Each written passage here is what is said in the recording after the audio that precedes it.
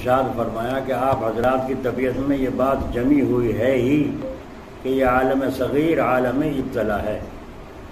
یہ چھوٹا سا جو عالم ہے یہ عالم ابتلا ہے، لیکن تکوینی حیثیت سے نہ کہ تشریعی، کیونکہ اللہ تعالیٰ نے فرمایا لا نکلف نفسا الا وسعها، ہم کسی جان کو اتنا ہی مکلف کرتے ہیں جتنا اس کی وسعت میں ہے. تو یہ عالم ابتلا تشریعی کہاں ہوا، بلکہ یہ عالم ابتلا من حیث التکوین ہے. اس عالم کے اندر تشریعاً تو بہت بڑی سہولتیں ہیں، شریعت میں تو بہت بڑی سہولتیں، بڑی آسانیاں ہیں. اللہ تعالیٰ نے ہم پر بڑا کرم فرمایا ہے، ایمانی حیثیت سے بہت تسہیل ہے، بہت آسانی ہے، معاملاتی حیثیت سے بھی بہت آسانیاں ہیں، اس میں کوئی مشکل نہیں. مثلا نکاح کرنا اس میں کتنا آسان ہے، بتلائیے نکاح میں کون سی تکلیف کی بات ہے. ہمارے حضور اکرم صلی اللہ علیہ وسلم جو نبی آخر الزماں ہیں، جن پر تمام احکام قیامت تک کے لیے مقرر کر کے بھیجے گئے ہیں، انہوں نے شادیاں کر کے دکھلا دی. حضور کو امت کے لیے مذکر نصیحت کرنے والا بنا کے بھیجا. آپ لساناً بھی مذکر ہیں، تعمیلاً بھی مذکر ہیں، یعنی زبان سے بھی سمجھاتے ہیں، عمل کر کے بھی سمجھاتے ہیں. آپ نے عبادات کر کے بھی دکھلائیں اور معاملات لین دین کر کے بھی دکھلائے، نکاح شادی وغیرہ بھی کر کے دکھلائے، اپنی صاحبزادی کی شادی کر کے دکھلائی، اپنی بیویوں سے بھی شادیاں کر کے دکھلائیں جن میں ہر طرح سادگی تھی. اب بتلاؤ اس طرح شادیاں کرنے میں کون سی تکلیف ہے؟ مگر ہم نے اس عمل شرعی میں اپنے اختیار سے اتنی تکلیفیں پیدا کر لی کہ الامان والحفیظ، ہم نے شادیوں کو اپنے عمل سے مشکل بنا دیا. تو شریعت تو آسان تھی، شریعت میں نکاح بھی آسان تھا، لیکن ہم نے اپنی ٹانگ اڑا کر کے اس میں مشکلیں اور تکلیفیں پیدا کر دی. میں تو کہا کرتا ہوں تم ایک مکان بناؤ اور اس کے نیچے 4 پائے لگاؤ اور اس میں بیٹی کو بٹھا دو اور اس میں سامان بھی پورا ہر قسم کا رکھ دو. پھر لڑکے والے سے کہنا کہ بھائی یہ مکان ہماری طرف سے تمہارے لیے ہے. پھر بھی لڑکے والا خوش ہو جائے تو غنیمت ہے، پھر بھی لڑکے والا خوش ہو جائے تو غنیمت ہے. شاہپور میں ایک یہاں شادی ہوئی، جو سامان تھا وہ تو ٹرک بھری گیا، دنیا بھر کا سامان تھا پتہ نہیں، لیکن ایک اٹیچی تھی، اس میں کیا ہے، اس میں 70 لاکھ روپے تھے ملائی کے. 70 لاکھ روپے کا 70 لاکھ روپے ہیں اس میں. سوچ رہے تو خوش ہوگا، ہمارا بھی جی خوش ہوگا، کلیجہ خوش ہو جائے گا، ہم نے اتنے روپے دیے ہیں، اتنا سامان دیا ہے. بتاؤ لڑکی کے ساتھ اتنا سامان جا رہا ہے، اس میں لڑکی لے رہے ہو، اس کی عزت آبرو کو خرید رہے ہو. لے کے اٹیچی منہ بنا کے اس میں ٹرک میں جو سامان لگ رہا تھا اس میں پھینک دی. یعنی کیا دیا؟ آئی سمجھ میں؟ یہ حالت ہے آج. تو شریعت نے تم آسانی کی تھی، ہم نے مشکل بنایا. ہماری طرف سے تمہارے لیے تو بھائی جو آپ صاحبوں کی شاید سمجھ میں نہیں آیا، پورا گھر دے دیا اور بیچارے نے اٹھانے کی تکلیف سے ہی بچانے کے لیے نیچے پائے بھی لگا دیے. اس مکان کو دھکیل کے لے جاؤ، پائے سمیت پہیے لگا دیے اس مکان میں، لیکن لڑکے والا پھر بھی راضی نہیں ہوتا. تو یہ تکلیف اس شریعت کے حکم میں ہم نے پیدا کی ہے، شریعت کی طرف سے تو بہت آسانی ہے. مکان شوہر کے ذمہ ہے نہ کہ بیوی کے ذمہ. سامان لا کے دینا خرچ کا شوہر کے ذمہ ہے نہ کہ بیوی کے ذمہ. کپڑے بنا کے دینا شوہر کے ذمہ ہے نہ کہ بیوی کے ذمہ یا بیوی والوں کے ذمہ. عید کو کپڑے بنانا اور کپڑے عیدی کے بھیجنا یہ شوہر کے ذمہ ہے نہ کہ سسرال والوں کے ذمہ. تو بتاؤ احکام خداوندی مشکل کیسے ہو سکتے ہیں؟ بھلا جب باپ بیٹے کو جو کام اس کی طاقت سے باہر ہو اس کا حکم نہیں دے سکتا، تو ارحم الراحمین اپنے بندے کے لیے کوئی ایسا کام تجویز کرے گا جو بندے سے نہ اٹھ سکے؟ تکلیفیں تو ہم نے پیدا کی ہیں. ایک جگہ عجیب واقعہ ہوا، ایک باپ نے اپنی بیٹی کے لیے بہت سامان جہیز تیار کیا اور لڑکے والوں کو دکھا دیا. ہر قسم کا سامان تھا، لیکن لڑکے والے کو اسے بھی دیکھ کر گرانی ہوئی. اتنے سامان کو دیکھ کر بھی اسے گرانی ہوئی. جب قاضی نکاح پڑھانے بیٹھے اور مہر کا نمبر آیا تو لڑکی والے نے بہت اونچا مہر بتلایا. لڑکے والے نے کہا یہ تو بہت ہے. لڑکے والے نے کہا کہ اگر یہ بہت ہے تو میں نکاح نہیں کرتا. جب میں نے اتنا مال جہیز میں دیا ہے اور تمہاری نظر میں نہیں آیا تو میں اس سے کم میں نکاح کیسے کر دوں؟ کیا میں اپنی لڑکی تمہارے یہاں بھیج کر ذلیل کرواؤں؟ چنانچہ نکاح نہیں ہوا، بارات واپس لوٹی. میرے یہاں چرتھاول کا ایک بنیا دعا کرانے کے لیے آیا تھا. باتوں باتوں میں کہا اجی حضرت جی ہمارے یہاں تو یہ پہلے ہی سے تھا، لڑکی والے سے سودا ہوتا تھا، کیا دو گے؟ اب تو آپ کے یہاں ہم سے آگے بڑھ گئے ہیں. میں سن کر شرما گیا. تو یہ عالم تکوینی ہے، تشریعی نہیں. کوئی حکم بھی ہو، چاہے نماز کا ہو، چاہے روزے کا ہو، چاہے زکوٰۃ کا ہو، چاہے حج کا ہو، معاملاتی حیثیت سے ہو، معاشرتی حیثیت سے ہو، ان میں کوئی بھی ابتلا کی، مبتلا ہونے کی، پریشان ہونے کی، بوجھ کی بات نہیں. ہاں فقر اور افلاس کا ہونا، تنگ دستی کا ہونا، بیماری کا ہونا، دشمنوں کے ڈر سے کسی کا غلبہ ہونا، یہ تکوینی چیز ہے، اندر کی چیز ہے، اللہ کی طرف سے معاملہ ہے. لیکن شریعت میں نہیں. شریعت میں کسی کو تکلیف پہنچانا جائز ہے؟ کسی کی چوری کرنا جائز ہے؟ پھر چوری ہو گئی تو یہ شریعت کا حکم نہیں تھا کہ چوری کرو اس کے یہاں، بلکہ یہ تکوینی مزاج ہے، تکوینی اندر کا نظام ہے اللہ کی طرف سے کہ اللہ نے چوروں کو کہا، حکم دے دیا اندر سے کہ جاؤ جا کے فلاں کے یہاں چوری کرو، اس کا مال لوٹو. ممکن ہے یہ آیت اس کی دلیل بنتی ہو. آپ حضرات تو ماشاءاللہ اہل علم ہیں. وَلَنَبْلُوَنَّكُمْ بِشَيْءٍ مِّنَ الْخَوْفِ وَالْجُوعِ وَنَقْصٍ مِّنَ الْأَمْوَالِ وَالْأَنفُسِ وَالثَّمَرَاتِ، یعنی اور ہم تمہارا امتحان کریں گے کسی قدر خوف سے اور فاقے سے اور مال اور جان اور پھلوں کی کمی سے. تو یہ آزمائش تکوینی ہے. ابھی جو طوفان آیا تھا کل پرسوں، یہ شریعت کا حکم ہے طوفان آنے کا یا باطنی اندر کا نظام ہے؟ اندر کا نظام ہے. باغ والوں نے باغ بیچے، باغ لینے والوں نے باغ لیے، مگر کب لیے؟ جب کا پھل بھی نہیں تھا. تو شریعت کے خلاف تو حکم تم پر عمل تم نے کیا ہے. تم خرید کیا رہے ہو جب اس میں ہے ہی نہیں؟ پھول آ رہے ہیں، مول آ رہا ہے، تم نے باغ خرید لیا. تو کیا چیز تم نے خریدی جب اس میں ہے ہی کچھ نہیں ہے؟ تو پتے خریدے ہیں، اس امید پر خریدا ہے کہ آم آئیں گے اور خوب وارے کے نیارے ہو جائیں گے. اب باطنی نظام اللہ تعالیٰ کا حرکت میں آیا، طوفان چلا، جو آم آئے تھے وہ زمین پر گرے. یہ بھی اللہ تعالیٰ کا ایک نظام ہے. وہ آم گرے تو ان کا امچور بن گیا اور ان کو دوسرے نمبر پر فروخت کرنے کا موقع مل گیا، لوگوں کو پکانے کا، چٹنی کرنے کا نمبر آ گیا. تو فرمایا یہ آزمائش تکوینی ہے، شریعت کی نہیں. یہ تکوین ہے، تکوین. ایک اور آیت تکوین سے متعلق 29ویں پارے میں ہے، تبارک الذی بیدہ الملک وہو علی کل شیء قدیر الذی خلق الموت والحیاۃ لیبلوکم ایکم احسن عملا. یعنی وہ بڑا عالیشان ہے جس کے قبضے میں تمام سلطنت ہے اور وہ ہر چیز پر قادر ہے، جس نے موت اور زندگی کو پیدا کیا تاکہ تمہاری آزمائش کرے کہ تم میں کون آدمی عمل میں زیادہ اچھا ہے. تو موت میں آزمائش اس طرح ہے کہ موت کے اعتقاد سے حشر کا اعتقاد پیدا ہوگا، اور حشر کا اعتقاد سے زندگی میں گناہوں سے بچتا اور حکم کے خلاف کرنے سے ڈرتا رہے گا. یہ ہے موت کی آزمائش. اور حیات اگر نہ ہو، زندگی نہ ہو، تو پھر وہ احکام کس لیے ہیں؟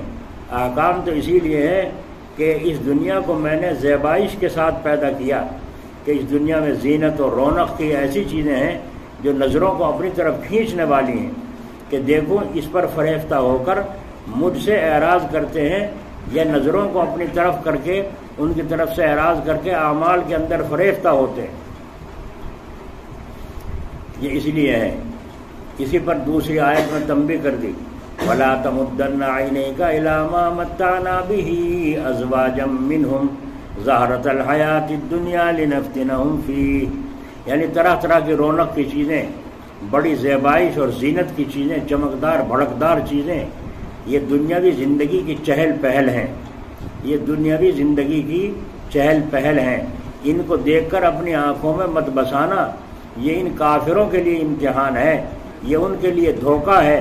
اسی لیے تو کافر کہتے تھے ہم سے اگر خدا تعالیٰ ناراض ہوتے تو یہ چیزیں ہمارے لیے کیوں پیدا کرتے، اگر اللہ ہم سے ناراض ہوتے تو یہ چیزیں ہمارے لیے کیوں پیدا کرتے، بلکہ اے مسلمانوں تم سے ہوں گے ناراض، تم سے ہوں گے ناراض تم خدا کہ تمہارے پاس وہ جائیداد ہے، نہ جاگیر ہے، نہ غلام ہے، نہ باندی ہے، تم پھٹے پرانے کپڑوں میں بھوکے ننگے پھر رہے ہو، تمہارے مکان بھی ڈھنگ کے نہیں ہے، نہ یہ ہے نہ وہ ہے، کچھ بھی نہیں۔ تو یہ دھوکہ ہو گیا کافروں کو، اس لیے مسلمانوں کو تنبیہ کر دی کہ خبردار ہرگز ایسا مت سمجھو یہ عالم تکوینی حیثیت سے عالم ابتلا ہے، دھوکہ مت کھانا ان کے مکانوں کو دیکھ کر۔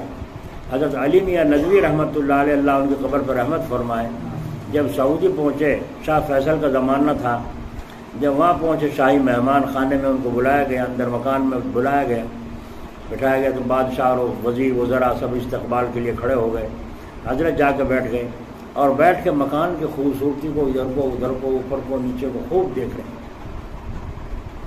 بڑے تفکر کے ساتھ بڑے غور کے ساتھ دیکھ رہے ہیں، سارے لوگ دیکھ رہے ہیں کہ ان کو کیا ہو گیا جو اس طریقے سے مکان کو تک رہے ہیں، ایک تو دیکھنا ہوا ایک تکنا ہوا، تو دونوں میں فرق ہوا نہ ہوا، تو مکان کو اس طرح سے تک رہے ہیں۔ آخر بادشاہ نے کہا یہ کہ حضرت آپ اتنی غور سے کیا دیکھ رہے ہیں؟ فرمایا میں نے شاہی محل سنے تھے دیکھے نہیں تھے، میں نے شاہی محل سنے تھے کہ ایسے ہوتے ہیں ویسے ہوتے ہیں، لیکن دیکھے نہیں تھے، آج دیکھنے کا اتفاق ہوا، تو میں یوں دیکھ رہا ہوں کہ کیا ٹھاٹھ ہیں جی اس مکان کے اور مکان والوں کے کیسے ٹھاٹھ ہیں۔ تو میں ان کو دیکھ کر تاریخ پڑھ رہا ہوں اپنے یہاں کی، کہ ہمارے یہاں ہندوستان میں بھی ایک بادشاہ ایسے گزرے ہیں جو ٹوپیاں بنا کرتے تھے، قرآن شریف لکھا کرتے تھے، اس کی آمدنی سے اپنا گھر کا خرچ چلایا کرتے تھے، ٹوپیاں بن کر اس سے جو پیسہ جمع ہوا وہ وصیت میں لکھ دیا کہ میرا کفن میرے اس ذاتی پیسے سے دیا جائے، شاہی خزانے سے میرا کفن نہ دیا جائے۔ اور ان کی حکومت اتنی بڑی تھی، سونے چاندی جواہرات میں پبلک کھیلتی تھی، ہر طرف امن و امان اور سکون اور شادمانی خوشی تھی۔ میں ان کی تاریخ پڑھ رہا ہوں اور ایک یہاں دیکھ رہا ہوں کہ شاہی محل کیا ہے اور ان کا محل کیسا تھا۔ جب حضرت نے یہ چیزیں بیان کی، بیان کرنے کا انداز تھا حضرت کا عجیب، تو بادشاہ کی آنکھوں سے آنسو پڑنے لگے، شاہ فیصل رونے لگے، اور جب رونے لگے تو اشارہ کر دیا سارا خالی ہو جاؤ، سب باہر چلے جاؤ۔ وزیر وزراء سب اٹھ کے چلے گئے اور کہنے لگے اس مولوی نے بادشاہ پہ کیا جادو کر دیا کہ ہمارے بادشاہ سلامت رو رہے ہیں۔ اس کے بعد بادشاہ نے کہا حضرت وہ بادشاہ اس لیے ایسے تھے کہ ان کی نصیحت کرنے والے آپ جیسے تھے، ان کی نصیحت کرنے والے آپ جیسے تھے جی۔ اگر آج بھی آپ جیسے ہم کو نصیحت کرتے رہے تو شاید ہے کہ ہم بھی اس لائن پر چلنے والے بن جائیں۔ آئی سمجھ میں؟ یہ بادشاہ نے صحیح کہا غلط کہا؟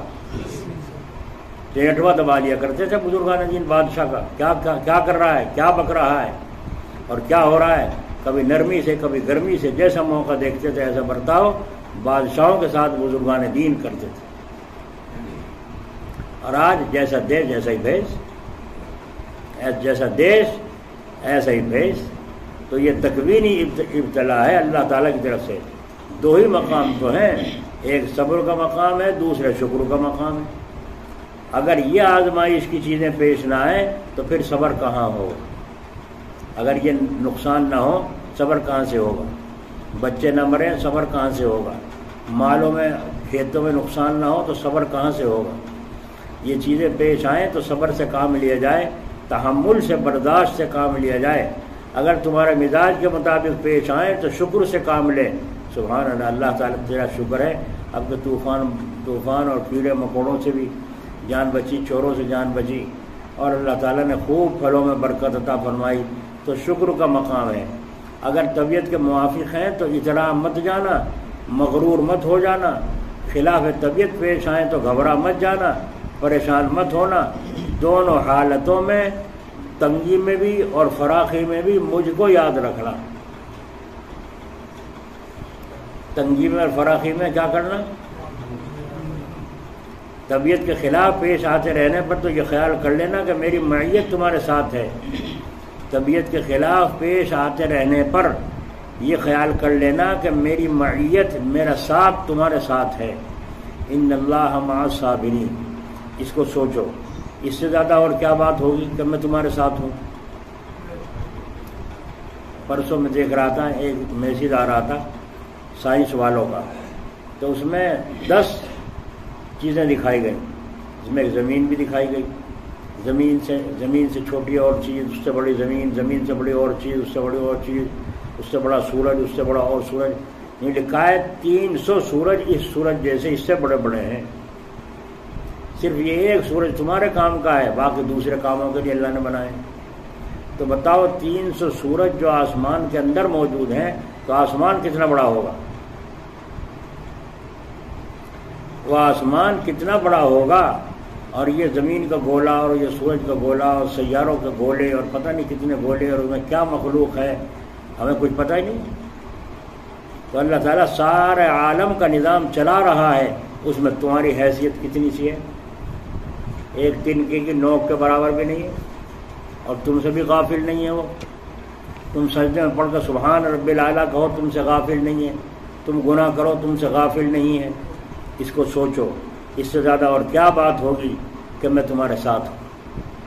جو 300 سورج اس طرح سے بتا رہے سائنس والے ہیں موجود، اور اس سورج سے اور بھی زیادہ کئی گنا بڑے ہیں، اور کتنے سیارے ہیں، اور کتنے زمین کا گولا کتنا بڑا ہے، اور اس کے اوپر آسمان اور زمین کے نیچے بیچ میں کتنے مقامات ہیں جو سائنس والوں کو معلوم ہوئے. انہوں نے اپنی عقل کے مطابق تمہیں سمجھائیں، بتائیں. تو ان سب کا مالک کون؟ اللہ تعالیٰ. تو سبحان رب الاعلیٰ کہتے ہیں مستی آنی چاہیے. سبحان رب الاعلیٰ کہتے وقت مستی آنی چاہیے.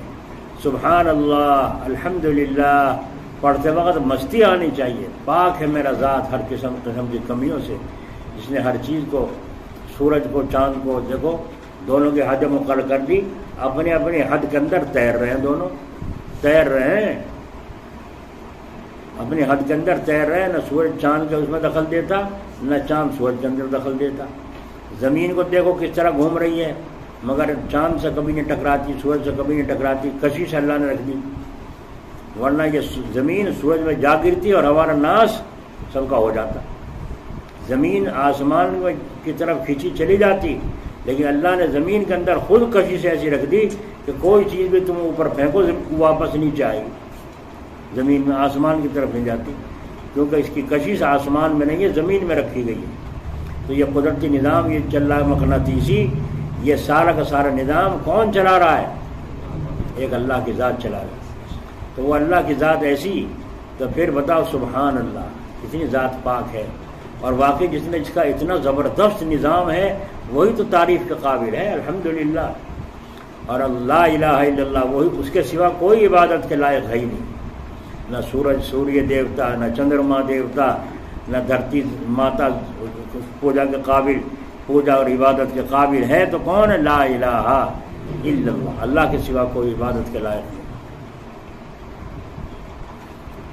آگے کہا اللہ اکبر، اللہ ہی سب سے بڑا ہے، اللہ ہی سب سے بڑا ہے. بلا سوچو صحیح، یہاں بیٹھے ہیں ہم، یہ جو تپش ہو رہی ہے یہ سورج کی تو ہے، اور دھوپ میں کیا حال ہو رہا ہوگا، اور جو اور اوپر کو جاوے تو اس پر کیا حال ہو رہا ہوگا.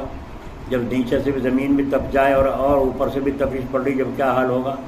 جن کو سایہ کے دار مکان بھی نصیب نہیں، پنکھے بھی نہیں ہیں، ان کا کیا حال ہو رہا ہوگا. سمجھے نہیں؟ تصور تو کرو. یہ اللہ تبارک و تعالیٰ کا نظام ہے. تو فرما رہے گرمی لگ رہی تو لگ رہی ہے، مکان نہیں ہے تو نہیں ہے، جو تھا وہ توڑ دیا گیا یا ٹوٹ گیا یا گر گیا، لیکن میں تو تمہارے ساتھ ہوں. سبحان اللہ، میں تو تمہارے ساتھ ہوں. اس کو سوچو. جب تم اس کو سوچ لو گے تو تم برداشت کر جاؤ گے ہمارا اللہ ہمارے ساتھ. تمہارا یہ حال ہوگا کہ اندر تمہارا دل خوش ہو رہا ہوگا، اگرچہ جسم البتہ تکلیف محسوس کرے گا. گرمی لگے گی، سردی لگے گی، پریشانی مول لوگے. یہ تم دیکھ رہے ہو پریشانیاں، حالات پیش آ رہے ہیں. اگر تکلیف تو محسوس کرو گے لیکن اندر سے دل خوش ہوگا. مصیبت کے وقت میں اس کا مراقبہ کرنا، ذرا سوچنا، ان اللہ معی، ان اللہ معی، اللہ معی، اللہ میرے ساتھ ہے. غار ثور میں جب ہجرت کی رات رسول اللہ صلی اللہ علیہ وسلم چھپے تھے، ابو بکر نے حضور صلی اللہ علیہ وسلم سے عرض کیا تھا کہ کافر حضور کافر سر پر آ گئے. تو حضور نے کیا فرمایا؟ لا تحزن ان اللہ معنا، غم نہ کرو اللہ ہمارے ساتھ. اندر آ گئے، اندر آنے کو تیار ہے کافر، غار کے منہ پر آ چکے ہیں. حضرت ابو بکر کہہ رہے ہیں حضور یہ دشمن کافر یہاں سر پر آ گئے ہیں ہمارے، اب کیا ہوگا؟ ہم نے بھاگ دوڑ کرنے میں، کوشش کرنے میں، چھپنے میں، پیروں کے نشان مٹانے میں، ایک سواری کے سوار ہونے میں، حضور صلی اللہ علیہ وسلم کو کندھے بٹھا کر اپنا آپ چلنے میں، پنجوں کے بل چل رہے ہیں، پنجے اٹھاتے ہیں، پنجے کے نشان مٹاتے ہیں تاکہ پیڑ پکڑ کر کافر یہاں نہ آ جائیں. پھر بھی آ گئے، اب کیا ہوگا؟ تو حضور نے کیا کہا تھا؟ لا تحزن ان اللہ معنا، غم نہ کرو اللہ ہمارے ساتھ ہے. بس غم دور ہو گیا، خوشی حاصل ہو گئی. جب اللہ کی معیت کو سوچے گا تو دل میں اسے شادمانی ہوگی، خوشی ہوگی، اگرچہ جسم کرب اور بے چینی میں ہو. اسی لیے حدیث شریف میں آتا ہے، اور یہ ضروری تھوڑا ہی ہے کہ ستہ جو مدرسے میں پڑھائی جاتی ہیں اسی میں ساری حدیثیں پڑھائی جاتی ہیں، اسی میں ساری حدیثیں ہیں. دوسری بھی تو اور بہت سی حدیث کی کتابیں ہیں. حدیث شریف میں ہے زبان ذاکر ہو، دل شاکر ہو، جسم صابر ہو، زوجہ ناظر ہو. حدیث شریف میں تو دوسرا لفظ ہے، میں نے قافیے کی وجہ سے ناظر کہہ دیا، یعنی انتظام اور نگرانی کرنے والی. ناظر کا معنی یہی ہے کہ مومن کی زبان کیا ہو؟ ذاکر. مومن کی زبان کیا ہو؟ ذکر کرنے والی. اور دل کیا ہو؟ شاکر. دل کیا ہو؟ شکر کرنے والا. اور جسم ہو صابر، برداشت کرنے والا، تحمل کرنے والا. اور بیوی ہو ناظر، یعنی اپنی بھی نگرانی کرے اور اپنی عزت اور آبرو سے رہے، اور شوہر کے گھر کی چیزوں کی بھی نگرانی اور انتظام کرے. یہ ہے بیوی ناظر. اگر یہ چاروں چیزیں مسلمان کو مل گئیں تو اسی حدیث میں ہے کہ اس کو کل دنیا مل گئی. سبحان اللہ، اس کو کل دنیا مل گئی. کیا کیا چیزیں؟ زبان ذاکر، دل شاکر، جسم صابر، بیوی ناظر.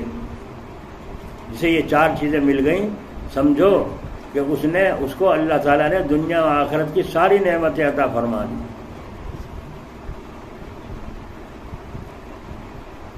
اس کو جنت کا لطف اور فیض اس نے اٹھا لیا. تو صبر کے اندر اللہ تعالیٰ کی معیت ہے، ساتھ ہے، اور شکر میں زیادت نعمت ہے. اگر شکر کرو گے نعمت بڑھے گی، اور صبر کرو گے تو تمہارے ساتھ اللہ تعالیٰ ہوں گے. اگر تم شکر کرو گے تو میں اور زیادہ دوں گا. لئن شکرتم لازیدنکم. اسی لیے کھانے کے بعد کی دعا ہے الحمدللہ الذی اطعمنا وسقانا وجعلنا من المسلمین. اسی میں وجعلنا من المسلمین بڑھا دیا تو شکر کرنے سے اپنے مسلمان ہونے پر مہر لگ گئی. شکر کون کرے گا؟ مسلمان. تو شکر کرنے پر، مسلمان ہونے پر شکر کرنے سے مہر لگ گئی. کیونکہ جب اسلام پر شکر کرتا رہے گا تو حسب وعدہ اسلام زیادہ ہوتا رہے گا اور آخر دم تک مسلمان بنا رہے گا. یہی ہے مہر لگنا. تو اس اسلام پر شکر کرنے کا خیال رکھنا. اور کیسی رحمت ہے کہ کھانے پر شکر کے ساتھ مسلمان ہونے پر شکر کو ملا دیا.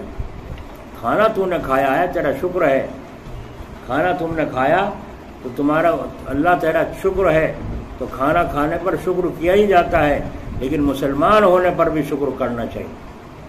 اللہ تیرا شکر ہے مسلمان ہے. تو حق تعالیٰ نے کیا فرمایا؟ زہرت الحیات الدنیا لنفتنہم فی. خبردار، اس دنیاوی زینت اور زیبائش اور بہار کی طرف آنکھ اٹھا کر کبھی مت دیکھنا. اس لیے باہر ملکوں میں جماعت میں جو بھیجتے ہیں ان لوگوں کو بھیجتے ہیں جن کے یہاں 4 مہینے کم سے کم لگ چکے ہوں، جن کے اندر سے دنیا کی نظر، دنیا پر سے نظر ہٹ چکی ہو، کم ہو چکی ہو، وہ باہر جا کر کے وہاں کی عورتوں کو جو بے پردہ بناؤ سنگار سے پھرتی ہیں، یا وہاں کے مکانات کو، وہاں کے ان کے کاروبار کو چاہت کی نظر سے نہ دیکھیں، ہے نا، ایسی نظر ہو، ایسوں کو بھیجا جاتا ہے۔ تو اللہ تعالیٰ نے کیا فرمایا، خبردار اس دنیاوی زینت اور زیبائش اور بہار کی طرف آنکھ اٹھا کر بھی مت دیکھنا، یہ آزمائش کی چیزیں ہیں، اور ان سے بچنے کے لیے ایک چھوٹا سا مراقبہ بھی تعلیم فرمایا، ایک چھوٹا سا مراقبہ بھی تعلیم فرمایا۔ واللہ یعلم متقلبکم ومثواکم، جب باہر نکلو تو یہ سوچو اللہ تعالیٰ جانتے ہیں تمہارے باہر کے چلنے پھرنے کو، اٹھنے بیٹھنے کو، ملنے جلنے کو، دیکھنے بھالنے کو، بازاروں میں سیر و تفریح کو، بازاروں میں پہاڑوں میں، دریاؤں میں، جہازوں میں سفر کرنے کو، اللہ تعالیٰ جانتے ہیں تمہارے گھر میں رہنے سہنے کو۔ یہ مراقبہ ہمیں تعلیم دیا گیا۔ کیا مطلب؟ ہوشیار، آنکھوں کی حفاظت، زبان کی رکاوٹ، کانوں کا بہراپن، قدم کا سوچ کر اٹھانا، غافل ہو کر نہیں، مجھ کو یاد رکھ کر قدم اٹھانا، باہر بھی اور گھر میں بھی۔ یوں مت سمجھنا کہ میں اپنے گھر میں ہی ہوں، جس طرح چاہوں رہوں سوں، نہیں، بلکہ گھر میں بھی سوچوں کہ بیوی کے ساتھ بات کس طرح ہو رہی ہے، گھر میں رہوں تو بیوی کے ساتھ بات کس طرح کر رہا ہوں، کیسے ہو رہی ہے، اولاد کے ساتھ بات کس طرح سے ہو رہی ہے۔ اسی کو فرماتے ہیں میاں بننے کا تو شوق ہے مگر میاں بننا آتا نہیں، باپ بننے کا شوق ہے مگر باپ بننا آتا نہیں۔ مجھے معاف کرنا، زمانے کے حالات دیکھ کر عرض کر رہا ہوں کہ استاد مدرس بنا بیٹھا ہے مگر استاد مدرس بننا آتا نہیں۔ فی زماننا، ہمارے زمانے میں مدرس بن کر تو بیٹھ گیا اور لکڑی ہاتھ میں لے کر ٹپائی کو مار رہا ہے، بجا رہا ہے، مگر مدرس بننا آتا نہیں۔ مدرس پڑھانے جائے گا تو ذرا سوچ کر جائے کہ اس زمانے میں طلبہ کس قسم کے ہیں۔ میں ان کا استاد مدرس ہوں، مجھے کتنا تحمل چاہیے، مجھے کتنا حلم چاہیے، کتنی برداشت چاہیے۔ ایک مرتبہ حضرت والا مولانا تھانوی صاحب رحمۃ اللہ علیہ کے یہاں بعض ظہر کے مجلس تھی، تو کیا فرمایا، ایک مرتبہ حضرت والا رحمۃ اللہ علیہ کے یہاں، حضرت والا اب تم سمجھو کون کسے کہہ رہے ہیں، وہی سمجھیں گے جو پاس بیٹھتے ہوں کہ حضرت والا کسے کہتے ہیں، حضرت والا ہیں کون۔ حضرت والا سے مراد حضرت مولانا تھانوی حضرت جی جلال آبادی رحمۃ اللہ علیہ کے پیر، ان کو فرمان نام نہیں لیا، ادب دیکھیے اپنے شیخ کا، نام نہیں لیا، بلکہ یوں فرمایا حضرت والا کے یہاں بعد ظہر مجلس تھی۔ حضرت مولانا اسد اللہ صاحب رحمۃ اللہ علیہ بھی تھے۔ یہ مولانا اسد اللہ صاحب رحمۃ اللہ علیہ سہارنپور مظاہر علوم مدرسے کے ناظم تھے، اور حضرت تھانوی رحمۃ اللہ علیہ کے خلیفہ تھے، بڑے خلیفہ تھے، اور یہ میرے پہلے شیخ تھے، پہلے پیر جو تھے یہی تھے ہمارے مولانا اسد اللہ صاحب رحمۃ اللہ علیہ۔ الحمدللہ ثم الحمدللہ۔ ظہر کے بعد کے مجلس عام میں حاضری ہوتی تھی، جب کچھ مخصوص حضرات آ جاتے تھے تو خاص مجلس ہوتی تھی، اس میں بھی حاضری ہوتی تھی۔ ظہر کی مجلس میں مولانا اسد اللہ صاحب رحمۃ اللہ علیہ نے کہا، حضرت آج کل طلبہ کا حال بہت ہی عجیب قسم کا ہے، کچھ کہا نہیں جاتا، طلبہ کا حال کچھ عجیب قسم کا ہے، کچھ کہا نہیں جاتا۔ حضرت والا نے فرمایا عجیب قسم کا ہے تو کیا بات ہے، اگر شاگرد استاد کو مار بھی لے لیکن پڑھ لے تو استاد کا کیا بگڑ گیا۔ ہلو بھائی، آ رہی آواز؟ کیا فرما رہے ہیں مولانا تھانوی صاحب، عجیب قسم کا ہے تو کیا بات ہے، اگر اتنا بگڑا ہوا استاد ہے کہ استاد کو مار بھی لے لیکن پڑھ لے تو استاد کا بگڑ گیا، کچھ سنور گیا ہے۔ بہت بھاری بات ہے، بہت بھاری بات کہہ دی۔ یہ بھاری بات نہیں ہے کہ اگر شاگرد نے استاد کو مارا بھی لیکن پڑھ لے تو استاد کا کیا بگڑ گیا۔ یہ حضرت کے آخر زمانے کی بات ہے۔ ہاں مدرس تو بن کر بیٹھ گئے مگر مدرس بننا آتا نہیں، کچھ نہ پوچھیے، اب کچھ بوجھ اس مدرس کو بھی اٹھانا چاہیے۔ اب تو سارا بوجھ اس شاگرد طالب علم پر ڈال رکھا ہے۔ یہاں ایک حافظ جی تھے، حسین پور کے پرانے آدمی تھے، بہت ان کے شاگرد انتقال کر گئے، وہ بھی ان کے شاگرد بھی بہت انتقال کر گئے، کچھ زندہ ہیں۔ آس پاس دیہات کے بچے بھی یہاں جامع مسجد میں پڑھنے آیا کرتے تھے اور وہ خود پڑھاتے تھے۔ پڑھانے میں ذرا چوک نہیں، پڑھانے میں ذرا چوک نہیں، اور پڑھنے کے سے جب فارغ ہوئے اپنا آپ بھی تھک لیے، بچے بھی تھک لیے، آگے چلو بھائی وہ پھاولے لے کے وہاں گڈھا کھود، اکھاڑا کھود، چلو بھائی تیری کشتی اس سے ہوگی، تیری کشتی اس سے، کشتی لڑوا رہے، اپنا آپ تفریح کر رہے ہیں، ہاں ان کی کشتی ہو رہی ہے۔ کبھی عصر کے بعد چھٹی ہونے کے بعد چلو آج دوڑ لگاؤ سڑک پہ، دیکھیں کون آگے بھاگے، شاباش شاباش شاباش، بھاگ رہے بچے آگے پیچھے آگے پیچھے۔ آس پاس دیہات میں دعوت ہو رہی ہے، کہیں دیہات میں سے آس پاس گاؤں سے دعوت آ گئی، اب جتنے بچوں کی دعوت، اچھا بھائی وہ سارے بچوں کو کہہ دیا وہاں چلنا ہے دعوت میں، چلو، اور جلدی پیچھے ڈنڈی ہاتھ میں ہے، چلو بھائی دوڑ لگاؤ، دیکھو کون آگے نکلے، اور فلاں وہاں گاؤں کے باہر جا کے کھڑے ہو جائیے جو پہلے پہنچ جا رہے ہیں وہاں۔ یہاں بھی پڑھایا انہوں نے ہمارے یہاں مدرسے میں کافی دن تک، اللہ تعالیٰ ان کی مغفرت فرمائے۔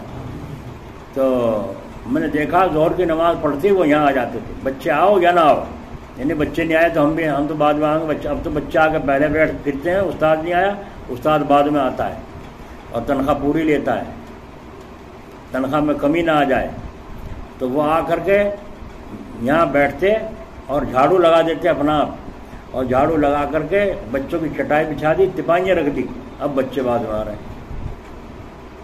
کیا بگڑ گیا ان کا؟ ثواب کما کے لے گئے نہیں لے گئے؟ تو ایسے استاد بھی ہم نے دیکھے، اور ایسے استاد بھی دیکھے ہیں، یہاں جناب اٹھا دیے وہاں سے، وہ رومال پڑا میرا وہ اٹھا دیے، اتنی ہمت بیچارے میں نہیں کہ اٹھ کر رومال اپنا ہی اٹھا لے، اتنی ہمت نہیں ہے۔ مسلح بھی دوسرا ہی اٹھائے گا، مسلح بھی دوسرا ہی بچھائے گا، اس میں ہمت نہیں ہے۔ کبھی کبھی تعلیم کی غرض سے بچوں سے کام لینا، جس سے بچوں کے اندر خدمت کا جذبہ پیدا ہو، یہ تربیت کے تعلق سے ہے، نہ کہ اپنے آرام کے لیے۔ سمجھ میں آ رہی ہے؟ جو پڑھانے والا کوئی بیٹھا ہو یہاں تو وہ سنیں، جن تک یہ بات پہنچے وہ بھی سنیں، کچھ نہ پوچھو۔ مدرس کا اپنی جگہ پر ہو کر حاکمانہ طریقہ رکھ کر گزارا نہیں ہو سکتا، حکیمانہ طریقہ اختیار کر کے ہی کچھ ہو سکتا ہے۔ ایک حاکمانہ طریق ہے، ایک حکیمانہ طریق ہے۔ تو حکیم حضرت جلال آبادی رحمۃ اللہ علیہ ان کی خبر پر رحمت فرمائے، یوں فرماتے تھے کہ پوچھ لو پوچھوا لو، 35 سال میں نے پڑھایا ہے، کبھی کسی بچے کو احمق بھی کہا ہو، کسی بچے کو احمق بھی کہا ہو۔ اور آج کل کے مدرس گالیاں دے رہے ہیں بچوں کو، گالیاں دے رہے ہیں، تو یہ کون لوگ ہیں؟ وہی ہیں جو پڑھ کر بیٹھ گئے، اپنی تربیت نہیں کرائی، اپنی اصلاح نہیں کرائی، استاد بننا نہیں سیکھا، اس کی ٹریننگ نہیں لی۔ کچھ ابتدائی باتیں ہوتی ہیں، پھر آخری حالات آتے ہیں، ان کے اعتبار سے احکام بھی دوسرے ہو جاتے ہیں۔ ابتدا میں بڑا جوش ہوتا ہے، ذرا طالب علم سے غلطی ہو جائے بس خارج کر دو، مدرسے سے نکال دو، لیکن مجھ جیسا کہتا ہے کہ ذرا سوچ لو، لیکن نہیں مانتے۔ جب تجربہ ہو جاتا ہے اور آخری حالات سامنے آتے ہیں تو وہ بھی مجھ جیسے ہی ہو جاتے ہیں کہ ذرا سوچ لو۔ نکالنا تو آسان ہے بچے کا، اس کو بنانا، اس کو سنبھالنا، اس کو صحیح حالات پر لانا، اس کی محنت کرنا ہے۔ ایک بچہ ہمارے پاس پڑھا کرتا تھا اس جگہ، دوسرے استاد کا پڑھا، اسے دیکھو جب مار رہے ہیں، پیٹ رہے ہیں، میں نے کہا ان سے تم اتنا کیوں مارتے ہو، کیا بات ہے؟ ان قاری صاحب سے میں نے کیوں مارتے ہو؟ کہ یہ پڑھتا ہی نہیں، نہ یاد کرتا نہ سناتا، زبان میں اس کا ہکلاپن ہے، اور بچہ ڈر کے مارے کچھ اور زبان سے ہکلاپن میں لکنتی زبان نہ نکلے، ہر ہفتے اور پھر پٹائی ہو۔ میں نے کہا تم اسے ٹرانسفر کر دو، اس بچے کو مجھے دے دو، کہنے لے جاؤ اسے بلا کو لے جاؤ۔ میں نے کہا اچھا، ہم اسے بلا کو لے آئے اور لا کے ہم نے اسے آزاد چھوڑ دی، اور آزادی کے ساتھ اسے پڑھنا سنا شروع۔ وہ اگر 1 منٹ میں 1 حرف نکال رہا ہے نکال لے۔ اللہ تعالیٰ کا فضل ہو، اس کا شکر، اس کا احسان کہ وہ پڑھ کر فارغ ہو گیا قرآن پاک کو، اور جب پڑھ کر فارغ ہو گیا تو اس کے ماں باپ نے بڑی خوشی منائی کہ ہمارا بچہ اس قابل نہ تھا، اس کو بولنا بھی نہ آتا اور تم نے اس کو قرآن کریم پڑھنا سکھا دیا۔ پھر جب وہ آسانی سے پڑھتا، ذرا بھی لکنا زبان میں نہیں ہوتی، تو خارج کرنا تو آسان ہے اور اس کو نبھانا بڑا مشکل کام ہے۔ بعض صاحبان اس سے استدلال کرتے ہیں کہ جب حضرت والا کانپور میں تھے تو تقریباً 10 محنتی طلباء کو خارج کر دیا تھا اور کسی کی بات نہیں مانی تھی، لیکن فرمایا وہ ابتدائی زمانے کے حالات تھے، بعد میں حالات کی وجہ سے خیالات میں تبدیلی ہو گئی تھی۔ آپ تو صاحب علم ہیں، جانتے ہیں کہ حالات کے بدل جانے سے احکام بدل جاتے ہیں، حیثیت کے بدل جانے سے حکم بدل جاتا ہے۔ جو حدودی چیزیں ہوتی ہیں جیسے حد زنا، حد سرقہ، چوری، اس میں تو تبدیلی ہے نہیں، جو تعزیری چیزیں ہیں اس میں حیثیات بدل جاتی ہیں، اور بدل جانے سے حیثیت کے تعزیر سزا بھی بدل جاتی ہے۔ تو مدرسوں میں جو کچھ قانونی چیزیں ہیں وہ حدودی ہیں یا تعزیری ہیں؟ تعزیری ہیں، ظاہر ہے کہ تعزیری ہیں۔ تو ہر طالب علم کے ساتھ یکساں معاملہ کرنا کیسا؟ میں استادوں سے کہتا ہوں، مدرسوں سے کہتا ہوں، وقت کو پہچانو، وقت کو پہچانو، طلبہ کے مزاج اور شوق کو پہچانو۔ آج ہے کہیں شوق؟ ایک جگہ حافظ جی نے ایک ڈنڈی مار دی لڑکے کے، کچھ نہیں، جب چھٹی ہو گئی، جب گھر گیا، گھر جا کر رونے لگا، یعنی 1 گھنٹے پہلے ایک کمچی لگی تھی، اب رو رہا ہے گھر جا کے، کیا حافظ جی نے مارا، حافظ جی نے مارا، ایسا وجہ نا ابھی سے کھا دیا اس نے، چونٹیں بھر دی، اس کے گڑ کے بھر دی، ایسا رو رہا ہے، ڈکرا رہا ہے۔ مانا کہا اچھا کہاں مارا؟ ہائے بب لگی ہو تو وہیں سے کوسنے پیٹنے دینے، اور ایک ڈرامہ کرتی، مدرسے میں آ کے چڑھائی کرتی۔ تو اس لڑکے کا باپ آ گیا، اس نے آ کے گالیاں دینی شروع کر دی استاد کو۔ دیکھا ہے شوق ان کو؟ جب انہیں خود پتہ ہی نہیں ہے اس چیز کا، قرآن کا، استاد کا، تو وہ کیا تمہارا ادب کریں گے؟ نہیں سمجھ میں آ رہی ہے؟ تو وقت کو پہچانو، طلبہ کے مزاج اور شوق کو پہچانو۔ پہلے متقدمین کے زمانے میں پڑھنے والے بڑے شوقین اور ذہین اور ذکی ہوتے تھے، بڑے بڑے اونچے اور شریف گھرانوں کے ہوتے تھے۔ جب ہم پڑھا کرتے تھے، شرح جامی پڑھ رہے تھے ہم جب کاندلے میں، تو حضرت مولانا سید زین الدین صاحب رحمۃ اللہ علیہ، اللہ ان کی قبر پر رحمت فرمائے، چھٹی کے بعد 10:30 بجے چھٹی ہو جاتی تھی تو کرتا اتارتے اور لنگی کرتے اور نہانے کے لیے باہر چبوترے پر آ کے بیٹھ جاتے۔ ایک لڑکا کنویں میں سے ڈول کھینچتا تھا، کنواں تھا، ڈول کھینچتا تھا پانی کا، اور وہ اس میں ڈالتا بالٹی میں، ایک لڑکا بالٹی میں سے لوٹے میں بھرتا، اور 3 لڑکے ان کو بدن کو رگڑنے اور ملنے میں، صابن لگانے میں، پیچھے سے کمر کو، گردن کو، سر کو رگڑنے میں لگے رہتے تھے۔ 5-6 لڑکے ان کو نہلاتے تھے۔ اس کے بعد تو ہم یہ سوچتے تھے کہ ہمارا نمبر آ جائے، ہمارا نمبر۔ اگر کبھی ہم چلے بھی گئے، میں چلا گیا اٹھ کر کے کسی چیز میں، اور مولانا نے دیکھ لیا، کہا اے ادھر ہٹ، بیٹھو سر۔ ہم میں چھپ ہو کے بیٹھ گیا، مایوس ہو کے دیکھا۔ تو جب کئی دفعہ ایسا ہو گیا تو انہوں نے پہچان لیا مزاج کو کہ اس کا جذبہ ہے خدمت کرنے کا، تو پھر حضرت نے شروع کر دی۔ پان کی بیماری مجھے شروع سے تھی، کھانے کی، بچپن سے، پڑھنے کے زمانے سے۔ تو جب پان تو ہوتا نہیں تھا، پان کی لگی بے چینی مدرسے میں، تو جب مولانا اٹھ کر کے کمرے میں سے پیشاب کے لیے باہر جاتے تھے تو میں چپکے سے کمرے میں گھس کے، اور ذرا سا پان ٹکڑا چھوٹا سا ہوتا تھا لگا پڑا ہوا اس میں کہیں، ذرا سا نہ ہوا تو ذرا سا توڑ لیا، ذرا سا معمولی سا، اور چونا کتھا لگایا، جیسا میں تمباکو ڈالا اور منہ میں رکھ کے بنا کے بیٹھ گیا۔ اب آ کر کے انہوں نے پان دان کھولا، پان دان کھول کے دیکھا وہ ٹکڑا پان کا نہیں ہے، یا میں نے پورا پان چھوڑ رکھا تھا، اس میں سے اتنا سا کٹا ہوا ہے۔ اچھا، جب سبق میں ہم گھنٹی بجی، ہم اندر پہنچے، سبق کے لیے حاضری ہوئی کسی کتاب کا، تو اب وہ پان اٹھایا جا رہا ہے، اور اٹھا کر اس جہاں سے کٹا ہوا ہے وہاں انگلی پھیری جا رہی ہے، یہاں سے کٹا ہے، کہہ تو کچھ نہیں رہے، اور انگلی سے اشارہ کر رہے ہیں کہ یہاں سے پان ٹوٹا ہوا ہے۔ اور ہم دیکھ رہے ہیں، نظریں نیچے، نظریں نیچے۔ جب ہمارے پیسے ہوتے تو ہم پان لاتے، چھالی لاتے، جو سامان کتھا وغیرہ کچھ ہوتا لا کے چپکے سے اس میں پانوں میں رکھ دی، تو وہ بھی تو ان کو پتہ ہوگا کہ پان کل اس میں صبح 1 تھا، اب یہ 10 پان کہاں سے آ گئے، پتہ تو چلے گا کہاں سے آئے، کس نے رکھے۔ تحقیق کریں گے یا جانچیں گے کہ اسی بدماش کا قصہ ہوگا یہ، جو ان سے کل اس نے کھایا تھا یہاں سے اسی نے لا کے رکھا ہے نا۔ تو ہم چاہتے تھے کہ ہم خدمت کریں، لیکن حضرت خدمت لینا پسند نہیں کرتے تھے، نہیں چاہتے تھے۔ تو کیونکہ ان کو بچپن سے، جب میں پیدا ہوا اسی سال حضرت وہاں تشریف لائے تھے کاندلے میں، اسی سال میں پیدا ہوا، دودھ چھوٹنے سے پہلے ہی حضرت گھر سے منگوا لیا کرتے تھے، اپنے یہاں گود میں کھلایا کرتے تھے، حضرت کی شادی نہیں ہوئی تھی، بچپن چھوٹے سے کوئی دودھ جب پینے کا وقت ہوتا گھر بھیج دیتے. اتنی شفقت تھی. پھر پڑھنے کا زمانہ بھی ان کے سامنے آ گیا. بس صرف ایک دفعہ ایک بیعت ماری تھی ہاتھ پر بس، ورنہ شفقت اور محبت. اور طلبا کی ایک مہینے میں 3 بیعت ٹوٹ جاتی تھی، اتنی پٹائی ہوتی تھی. ذرا سی بھی غلطی پر پوری طریقے سے مجائی ہوتی تھی. حضرت مولانا عزیر صاحب حکیم صاحب ابھی زندہ ہیں، کاندلے میں موجود ہیں. علمی صلاحیت سبحان اللہ، ان کے مقابلے کا کوئی کاندلے میں نہیں ہے. جتنی صلاحیت کے وہ آدمی ہیں، اور ان کا علم بھی ہے اور عمل بھی ہے اور مقام بھی ہے اور حکیم بھی ہے. تو ان کے یہاں نشان ہوا ہے، گڈھا ہوا ہے. تو وہ یوں کہتے ہیں جب اللہ تعالیٰ قیامت کے دن مجھ سے پوچھے گا ارے عزیر دنیا سے کیا لایا ہے ہمارے لیے، تو میں یہ ہاتھ پیش کر دوں گا، یہاں گڈھا، یہ نس کٹ گئی تھی اور یہاں گڈھا، اتنی سخت بیعت یہاں کا پڑی تھی، گڈھا ہو گیا اور کئی دن تک بخار چڑھا. تو یوں کہوں گا اللہ تعالیٰ دنیا سے میں یہ لایا ہوں، اللہ تعالیٰ دنیا سے میں یہ اپنے استاد کی مار لایا ہوں. اس پر میں نے کوئی شکوہ نہیں کیا، گھر جا کے شکایت نہیں کی، میرے گھر والوں نے آ کر تو حضرت استاد پر چڑھائی نہیں کی، میں نے صبر سے کام لیا. اللہ تو نے اس کی برکت سے مجھے علم عطا فرمایا تھا تو میں تو یہ لایا ہوں.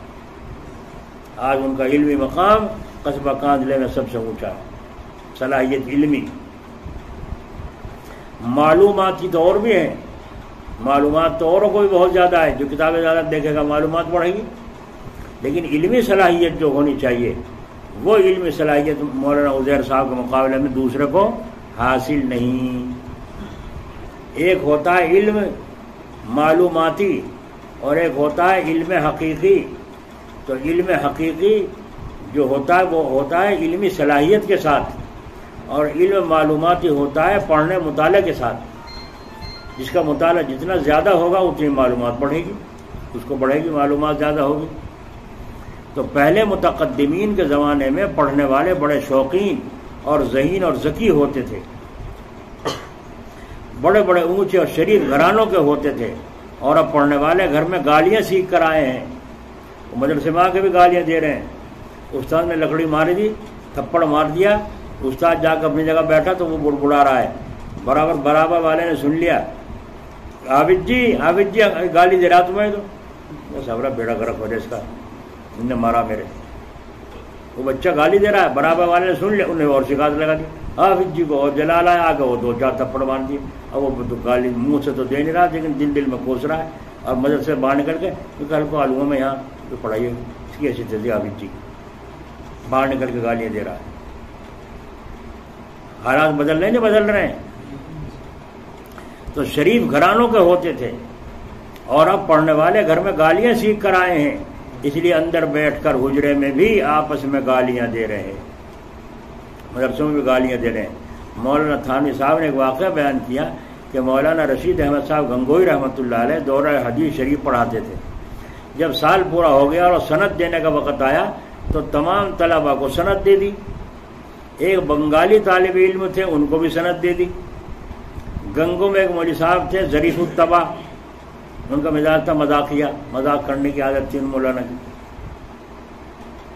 انہوں نے اس بنگالی طالب علم سے کہا ارے میاں سنائیں آپ سند لے کر جا رہے ہیں اپنے گھر، ہمیں بھی تو دکھاؤ اپنی سند.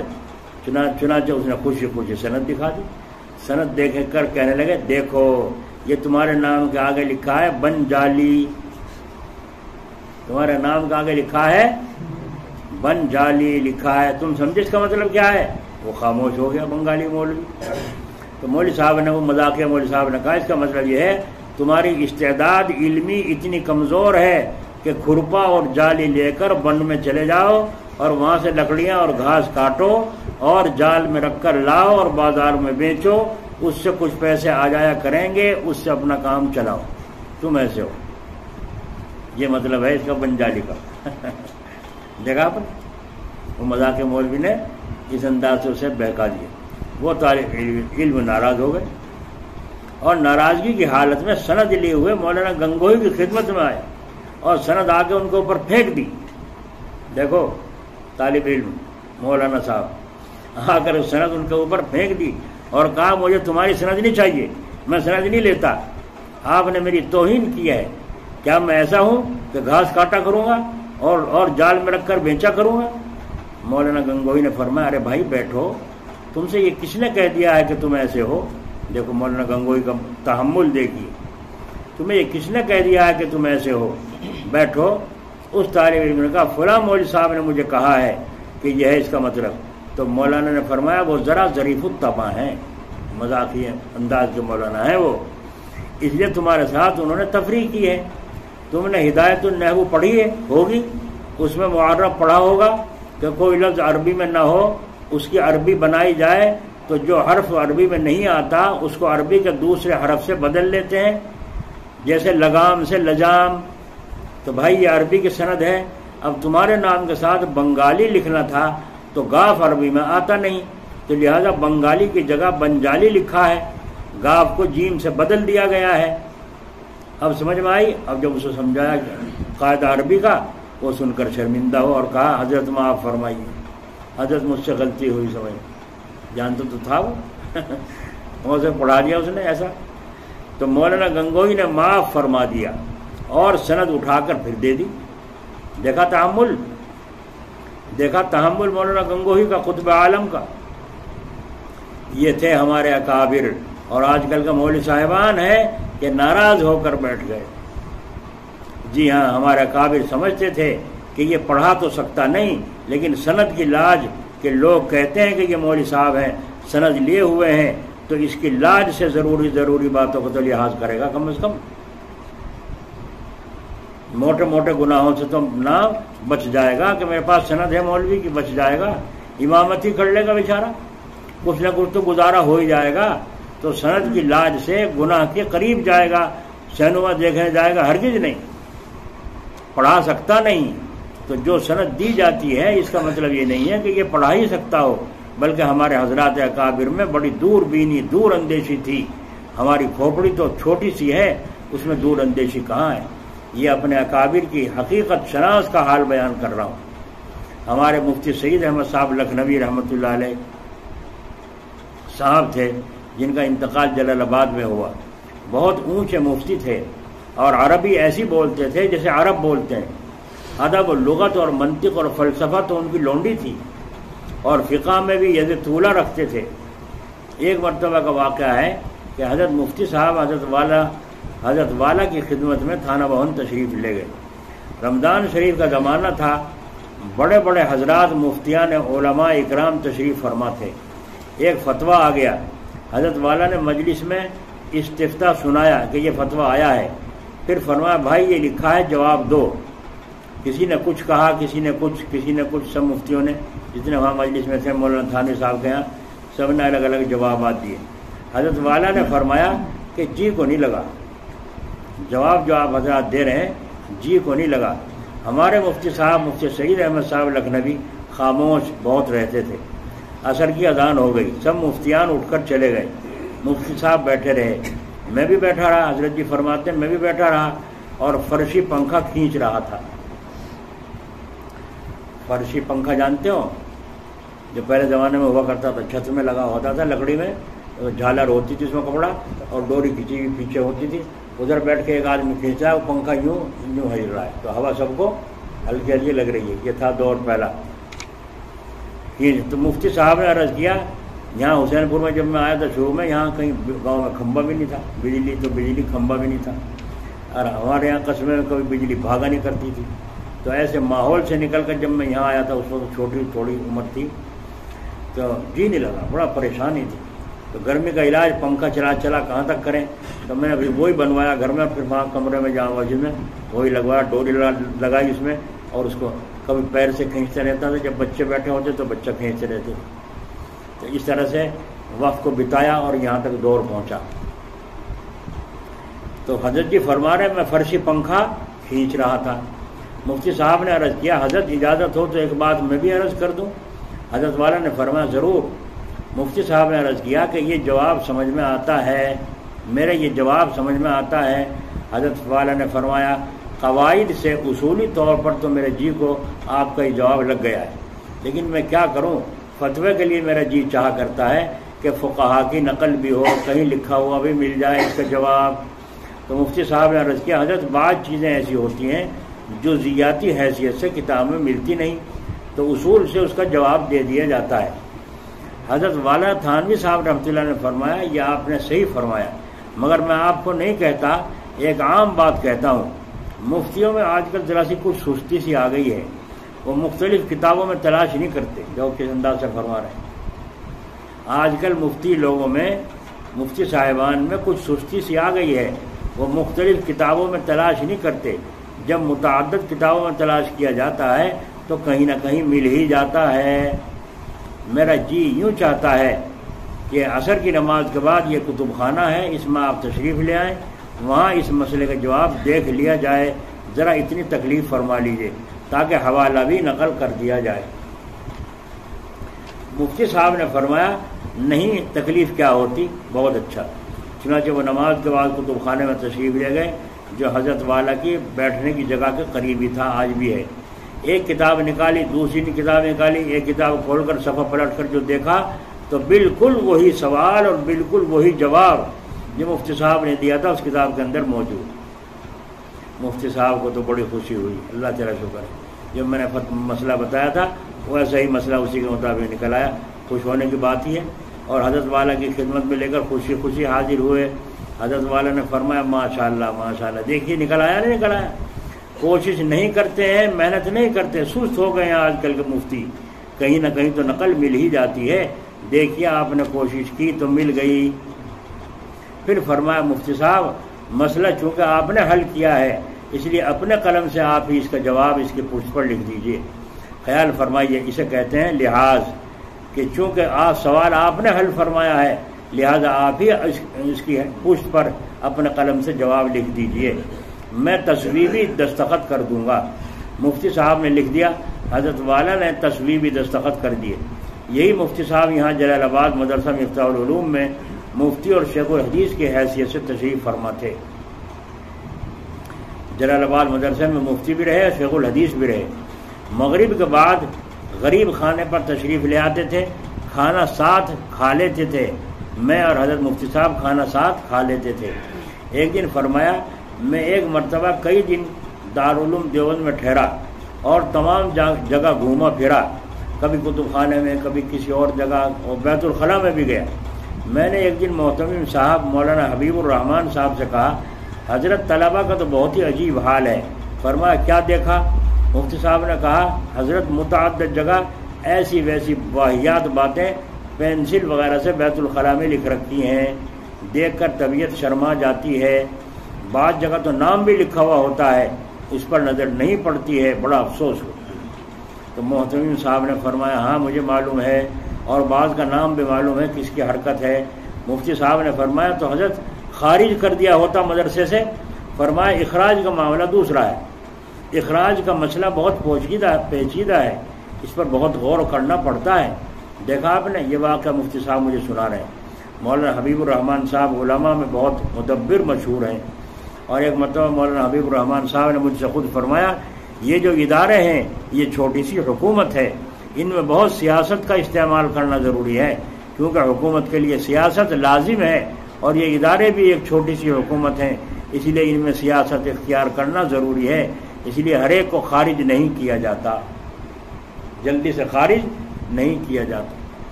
محتمم مولانا حبیب الرحمان صاحب تھے، اللہ تعالیٰ ان حضرات کی قبر پر رحمت فرمائے۔ محتمم نے اگر نظر انداز کر رکھا ہے تو یہ سمجھتے ہیں مدرسین کہ انہیں پتہ نہیں، طالب علم اگر حرکت کر کے یہ سوچتے ہیں استاد نے کچھ نہیں کہا تو سمجھتے ہیں استاد کو پتہ نہیں ہے، پتہ ہے، یہ پتہ ہونے کے باوجود نظر انداز کر رکھا ہے۔ اگر ان کی طبیعت میں سلامتی ہوتی، شرافت ہوتی تو یہ خود بخود جا کر عذر پیش کر کے غلطی کی معافی مانگتے، لیکن نہ طالب علم معافی مانگ رہا ہے، نہ مدرس معافی مانگ رہا ہے، اور اپنی غلطی کا اقرار کر رہا ہے، بلکہ یوں سمجھ رہا ہے کچھ کہتا تو ہی نہیں، وہ انتظار میں ہے کسی وجہ سے۔ دیکھیے یہ قانون مدرسے کے حدود ہیں، تعزیرات ہیں، حدود نہیں۔ ظاہر ہے کہ تعزیرات ہیں کہ ان ارشادات اکابر سے معلوم ہو رہا ہے جس زمانے میں حیثیت بدل جایا کرتی ہے یہ چیزیں بھی بدل جایا کرتی ہیں، سب کو ایک لکڑی سے نہیں ہانکا جاتا۔ اس لیے یہ اعتراض حقیقت ناشناسی کی بات ہے کہ فلاں کو خارج کر دیا، فلاں کو خارج نہیں کیا، تم سے اس کا کیا مطلب؟ طالب علم کو تو کوئی مطلب ہے ہی نہیں۔ اہتمام کے ساتھ، نظامی کاموں کے ساتھ مدرس کو بھی ہرگز حق حاصل نہیں پہنچتا کہ اگر اس کے مزاج کے موافق وہاں خدمت نہیں ہے تو استعفیٰ دے دو، کہیں اور چلے جاؤ۔ مدرس کو انتظام میں دخل دینا کیسا؟ اگر کچھ کہنا ہو تو مشورہ دے کر فارغ ہو جاؤ، کیونکہ انتظامی امور کا حکم اور ہے، کوئی قرآن کریم تو ہے نہیں کہ وہ نظام ہے اور نوعیت اور حیثیت رکھتا ہے مدرس کے سامنے، وہ نوعیت ہے ہی نہیں۔ یہ جو مفتی صاحب کا میں نے قصہ آپ کو سنایا ہے، مفتی سعید صاحب رحمۃ اللہ علیہ، اللہ تعالیٰ ان کی قبر پر رحمت فرمائے، جلال آباد مفتی بھی تھے بڑے اور شیخ الحدیث بھی رہے جلال آباد مدرسے میں۔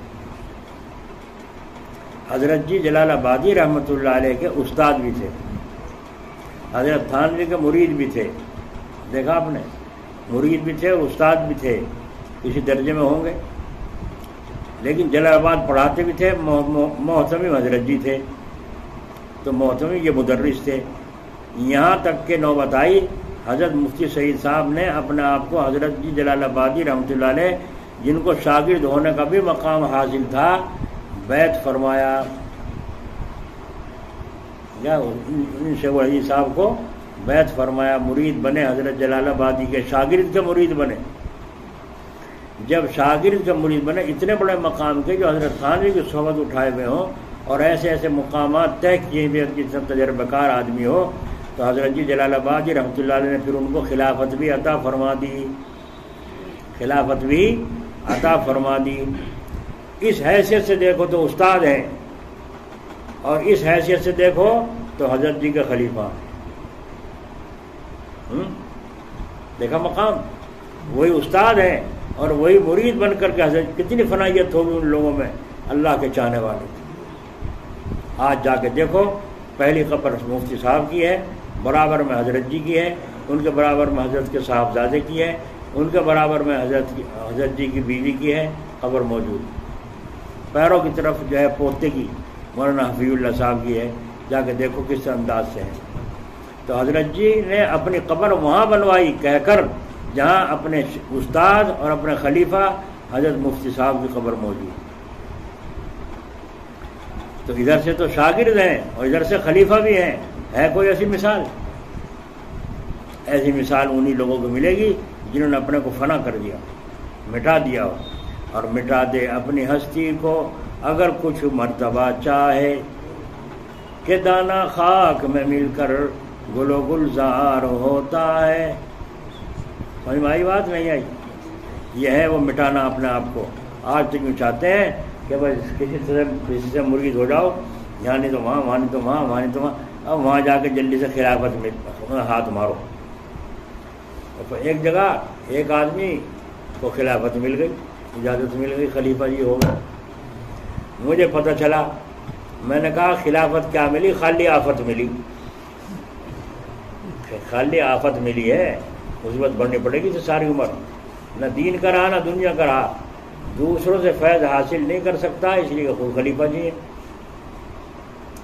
اور دوسروں کو فیض اس لیے نہیں پہنچ سکتا کہ خود کسی قابل نہیں ہے نا، تو خالی آفت رہ گئی نا، ذمہ کچھ اور رہ گئی۔ کس وجہ سے دین؟ میں نے ان سے کہا، ایک صاحب ان کے اور ایک اور صاحب تھے، ان سے کہا میں نے کہا دیکھو دو چیزیں ہیں، ایک تو ہے سیر الی اللہ اور ایک ہے سیر فی اللہ، دو چیز درجے ہیں۔ ایک تو ہے یہاں سے سفر کر کے دلی جانا، اور ایک ہے دلی میں سیر کرنا۔ ایک تو ہے یہاں سے چلنا، چلتے چلتے دلی پہنچ جانا، ایک سفر تو یہ ہوا دلی تک۔ دوسرا سفر دلی میں ہوا کہ دلی میں گھومتے پھرتے ہیں، یہ فلاں جگہ محلہ ہے، یہ فلاں کالونی ہے، یہ فلاں جگہ ہے، یہ فلاں جگہ ہے، یہاں اسپتال بنا ہوا ہے، یہاں کالونی ہے، یہاں مارکیٹ ہے، یہاں بازار ہے، یہ جامع مسجد ہے، یہ لال قلعہ ہے، یہ گھومتے پھر رہے۔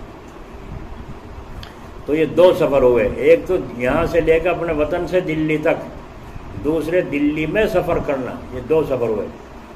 اب دلی کتنی بڑی ہے یہ تو ہمیں معلوم ہے کہ یہاں سے دلی تک اتنے کلومیٹر ہے، لیکن دلی کتنی لمبی کہاں کہاں تک پھیلی ہوئی ہے اس کا ہمیں کچھ پتہ نہیں، کہاں کہاں تک پھیلی ہوئی ہے اور کتنی کالونیاں، کتنے کہاں کا کتنے کلومیٹر بیٹھتا ہے۔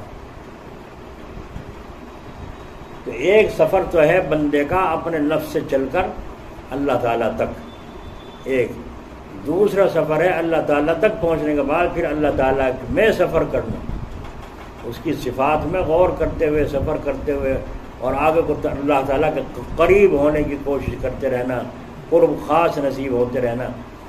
ہائے ہائے ہائے جناب رسول اللہ صلی اللہ تعالیٰ علیہ وسلم جب غار ہیرا میں جا کر اللہ کا نام ذکر کیا کرتے تھے، ہے نا، کھانا لے جایا کرتے تھے، گھر والوں کا پانی کھانے کا انتظام کر جایا کرتے تھے، پھر جا کر خانہ کعبہ کے سامنے اس غار میں سے یوں جھانکو تو بیت اللہ نظر آتا تھا، غار ہیرا میں سے بیت اللہ بھی نظر آتا تھا، اللہ کا اور اس در کو منہ کر کے اللہ تعالیٰ کی عبادت اس زمانے میں جو کچھ اللہ نے سکھائی ہوگی کرتے تھے۔ جب کھانا پانی ختم ہو جاتا پھر گھر تشریف لاتے اور گھر آ کر کے گھر والوں کا حضرت خدیجہ رضی اللہ عنہ کا پانی خرچ کا دیکھ بھال انتظام کر کے اور اپنے لیے کچھ کھانا پینا پانی لے کر پھر چلے جاتے اسی غار میں اور جا کر اللہ اللہ کرتے۔ کسی دن حضرت خدیجہ رضی اللہ عنہ نے حلوہ چاول وغیرہ کوئی چیز ایسی بنائی کہ آج جی چاہ رہا ہے کہ میرے محبوب پہ ہوتے تو وہ بھی کھاتے، ہمارے آقا ہوتے تو وہ بھی کھاتے، لیکن حضور صلی اللہ علیہ وسلم تو وہاں عبادت کے لیے گئے ہوئے ہیں، تو حضرت خدیجہ خود اس کھانے کو لے کر وہاں خود جاتی تھی۔ جو حاجی وہاں گئے انہیں پتہ ہے کہ غار ہرا کتنا اونچا ہے، یہ پہاڑ کتنا اونچا ہے، اس پہاڑ پر چڑھ کر جا کر وہ کھانا حضور کو پیش کرتی تھی۔ کیسی بیوی تھی، دیکھا کیسی بیوی تھی وہاں، اور حضور صلی اللہ علیہ وسلم کی عبادت سے ان کو نہیں روکتی تھی اور اطمینان کے ساتھ کام کو انجام دیتی۔ یہ ہے سیر الی اللہ۔ اب اللہ تعالیٰ تک سفر پورا ہو گیا، اب اللہ کی طرف وحی آئی، اقرأ بسم ربک الذی سورۃ نازل ہوئی، اب اللہ کا قرب ایک نصیب ہو گیا، اتنے مقام کو پہنچ گئے کہ اللہ تعالیٰ کا قرب نصیب ہونے پر وحی اللہ کی طرف سے فرشتہ لے کر آ گیا ہے، یہاں تک پہنچ گئے۔ اب اس کے بعد آگے چلو، پھر اس کے بعد جو اور عروج ہوتے گئے عروج ہوتے گئے عروج ہوتے گئے، عبادات میں اضافہ، ترقی، اللہ کے دین کی محنت اور ذمہ پڑ گئی۔ اب ارے آگے کیا بھائی وہ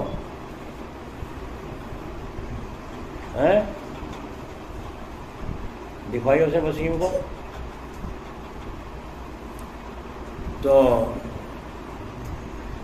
قرب نصیب ہوتا رہا، یہاں تک کہ ہوا رات کو لیٹے ہیں حضور صلی اللہ علیہ وسلم، اللہ تعالیٰ نے بلاوا بھیج دیا جبرائیل علیہ السلام کو، اور ادھر سواری بھیج دی جنت سے براق، اس پر سوار ہو کر میرے محبوب کو میرے پاس بلا لو۔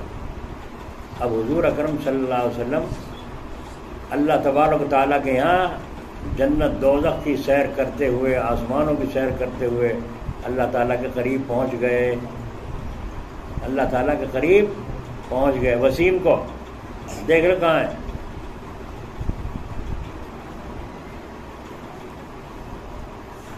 آئی سمجھ میں کہاں پہنچ گئے؟ حضور صلی اللہ علیہ وسلم فرماتے ہیں اللہ تعالیٰ نے دونوں ہاتھ میرے کندھوں پر اس طرح رکھ دیے کہ اس کی ٹھنڈک میرے دل میں ایسی محسوس ہوئی کہ میں بیان نہیں کر سکتا۔ بولو کتنا قرب نصیب ہوا اللہ تعالیٰ کو۔ ہمیں 3 دفعہ سبحان رب الاعلیٰ پڑھنا موت ہے، ہمیں کہاں سے قرب حاصل ہو جائے؟ ہمیں 4 نفل تہجد کی پڑھنا موت ہے، ہمیں کہاں سے وہ قرب حاصل ہو جائے؟ ہمیں کسی بزرگ سے اپنا مشورہ کر کے اپنی زندگی کو میں جو کمیاں ہیں خامیاں ان کو دور کرنا کی توفیق نہیں ملتی، کہاں سے ہمیں قرب خاص نصیب ہو جائے؟ تو ہے کہ سیر الی اللہ، جب سیر الی اللہ پوری ہو جاتی ہے تو اللہ تعالیٰ کا 2 معاملے ہوتے ہیں، کان کھول کے سن لو، 2 معاملے ہوتے ہیں، یا تو ہوتا ہے اللہ تعالیٰ کو منظور کہ اسے دنیا میں بھیجوں پھر میرے دین کا کام کرے، اللہ کے دین کو پھیلائے، لوگوں کو دین کی بات بتائے، لوگوں کو اس سے فیض پہنچے، مسئلے مسائل بتائیں، یہ ہوتا۔ یا اللہ کے نزدیک وہ اس کام کا نہیں ہے تو اللہ تعالیٰ اس کی روح کو وہیں روک لیتے ہیں جب اس سے کام دنیا میں دین کا نہیں لینا ہوتا، شریعت کا کام لینا نہیں ہوتا، اور جس سے لینا ہوتا ہے اسے واپس پھر لوٹا دیتے ہیں، جاؤ واپس جاؤ، تم حسین پور سے آئے ہو، جاؤ حسین پور واپس جاؤ، اور جس سے کام لینا نہیں ہوتا اسے وہیں دلی ہی روک لیا جاتا ہے، یہیں رہو۔ بس اب نہ اسے گھر کی خبر، نہ باہر کی خبر، نہ کہیں کی خبر، بس خبر اس کی ہے جو اللہ تعالیٰ کہہ رہے ہیں، اسی کی خبر. جسے کہتے ہیں مجذوب سالک، جسے کہتے ہیں سالک مجذوب. ایک تو ہے مجذوب سالک اور ایک ہے سالک مجذوب. تو ان دونوں میں یہ فرق ہے کہ ایک تو وہاں پہنچا وہیں رکھ لیا گیا، اور ایک وہاں پہنچا اس کو واپس لوٹا دیا گیا. تو جو علم پڑھ چکا، مولوی صاحب بن چکا، لیکن سفر اس نے اللہ کی طرف نہیں کیا، تو بولو ابھی کورا ہے کہ نہیں ہے؟ کورا ہے کہ نہیں ہے؟ اور جب کورا ہے تو پانی ڈالو گے، جو ڈالو گے وہی پی جائے گا، وہ بڑا کورا، اثر ہی نہیں، کچھ دکھتا ہی نہیں. پانی کہاں گیا؟ ہمیں تو بھر کے رکھا تھا، پانی کہاں چلا گیا؟ پی گیا، گھڑا کورا، کورا گھڑا تھا، پی گیا. تو یہ کورا گھڑا ہے، بلکہ یوں کو چکنا گھڑا ہے. اگر کوئی دوسرا نصیحت بھی کرتا ہے اس پانی گرتے ہی نہیں، نیچے ٹپک جاتا ہے، گھڑے پر بھی کوئی اثر نہیں رہتا. تو بتاؤ سیر اللہ جب یہاں تک آ گیا، اب بعض بزرگان دین اس کو خلافت دے دیتے ہیں. بعض مرتبہ سیر اللہ ہوتے ہوتے قریب رہ گئے، جیسے دلی قریبی آ گئی ہو اور دلی میں داخل ہونے والا ہو، اس اعتقاد کے ساتھ کہ اب دلی پہنچنے ہی والا ہے، اب سیر اللہ حاصل ہو جائے گی، اس لیے اللہ تبارک و تعالیٰ کے بھروسے پر اس کو اجازت خلافت دے دیتے ہیں. اب یہ بن گیا اللہ کا وہ ولی کہ جو دوسروں کو اللہ سے ملوا سکتا ہے. اب یہ اس قابل ہو گیا کہ یہ دوسروں کو اللہ سے ملوا سکتا ہے. تو بولو بھائی، جس نے سیر اللہ ہی نہیں کی جی، اس نے اللہ کے نہ نفل کا، نہ تہجد کا، نہ عبادت کا، نہ زہد کا، نہ تقویٰ، نہ پرہیزگاری، گناہوں میں زندگی. اور اسے پیر صاحب نے دے دی تھے. ایک پیر صاحب آئے تھے یہاں، تو کہتے وہ مجھے فلاں نے خلافت بھی دے دی. میں نے کہا تمہیں خلافت بھی دے دیا؟ کہا بہت اچھا ہوا. کب دی تھی؟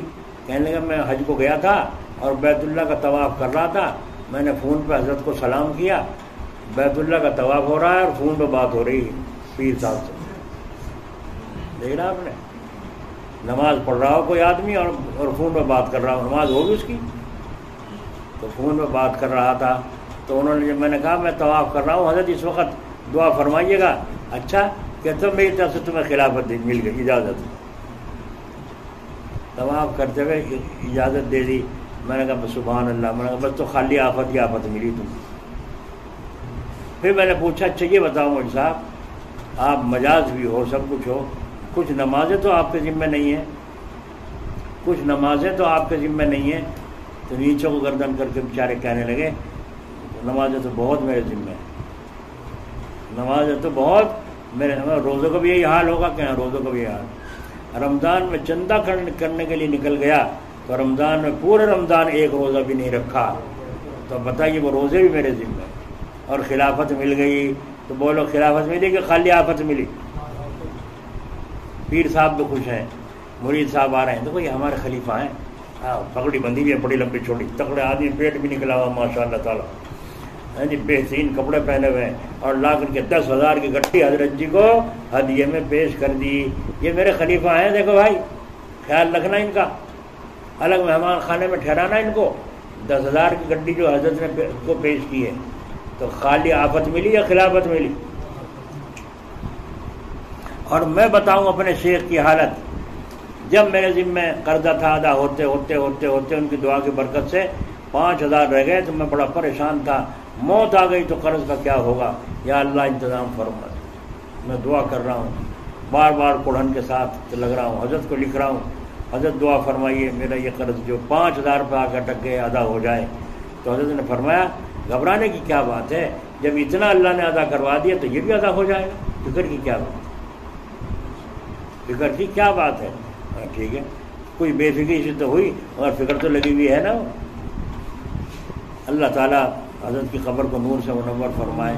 یہاں کھرڑ جلسے میں تشریف لائے، مجھے پتہ چلا، میں بھی یہاں سے گیا، حاجی راشد جی میرے ساتھ تھے، وہاں گئے جا کے بیٹھے، چارپائی پہ بیٹھے تھے، تو ملاقات کی بات چیت ہوئی. ادھر اور عالم لوگ بیٹھے تھے، تو بات کرتے کرتے حضرت نے فرمایا کیا رہا اس کا قرض کا؟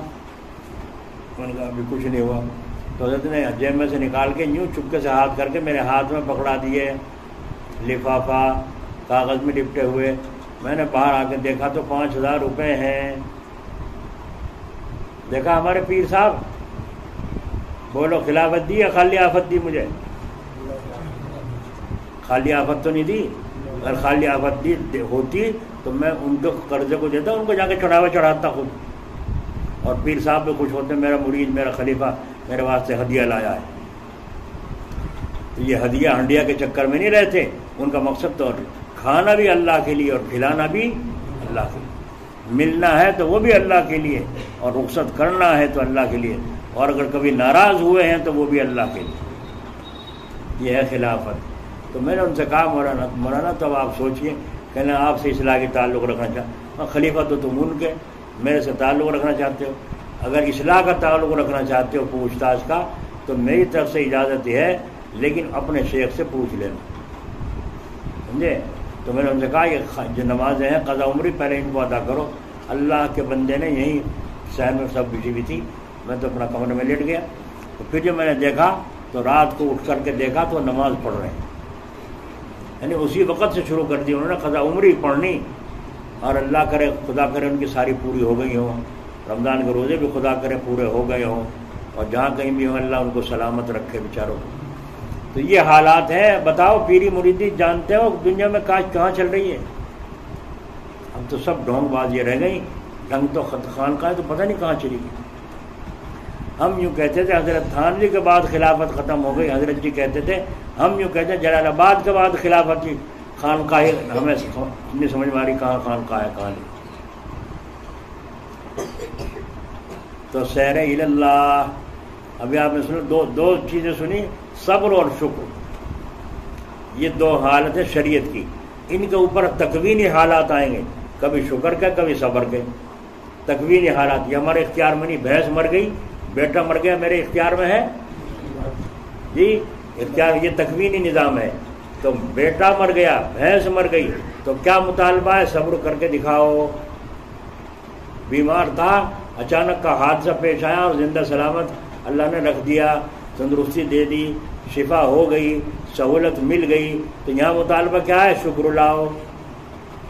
کیا مطالبہ شریعت کا؟ شکر لاؤ. تو یہ جو اندر سے نظام چل رہا ہے اسے کہتے ہیں تکوینی نظام، یعنی باطنی نظام. کبھی نقصان کبھی نفع، کبھی نقصان کبھی نفع. نقصان پر صبر اور نفع پر شکر. نقصان پر صبر اور نفع پر. یہ دو سواریاں، یہ دو سواریاں ہیں. اب جو مرید ہوئے ہو وہ سمجھ رہے ہوں گے، جو نہ مرید ہوئے وہ بھی سمجھ لو. ہمیں اللہ کا راستہ طے کرنا ہے. اتنے بڑے ہو گئے، 60 سال کی عمر ہو گئی، 50 سال کی عمر ہو گئی جی، 30 سال کی عمر ہو گئی، اللہ کے راستے کی ہمیں کچھ خبر نہیں، اور خبر والوں کے پاس جاتے بھی نہیں. اسی لیے فرمایا الرحمن فاسأل بہ خبیرا. رحمان کی شان کو کسی باخبر سے پوچھو. رحمان کی شان کو سمجھنا ہو تو کسی باخبر سے پوچھو، جس نے رسول اللہ نے اللہ کو پہچانا. تو جو رسول نے بتایا ہمیں تو اسے ماننا پڑے گا کہ اللہ تعالیٰ کو دیکھا، اور اللہ تعالیٰ نے ہاتھ بھی کندھے پر. تمہارے اللہ کے ہاتھ بھی ہیں، لیکن ہمارے تمہارے جیسے ہاتھ تو ہوں گے نہیں.